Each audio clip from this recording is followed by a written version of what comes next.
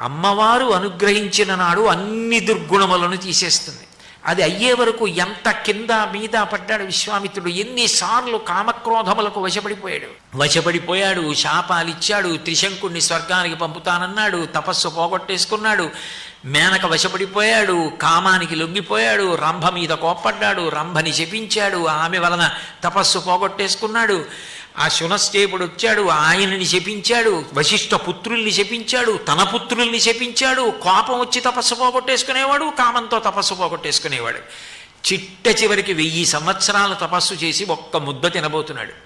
ఇంద్రుడు బ్రాహ్మణ రూపంలో వచ్చి నాకు ముద్ద పెట్టమన్నాడు. గమనించాడు ఇంద్రుడేని, ఏ రాగద్వేషములు లేవు, అలలు లేని చెరువుల ప్రశాంతంగా ఉండి ఆ కవళం పెట్టేశాడు. బ్రహ్మర్షి స్వాగతం తీస్తూ అన్నాడు. బ్రహ్మగారు వచ్చి ఇప్పుడు నువ్వు బ్రహ్మర్షి అయ్యావు అన్నాడు.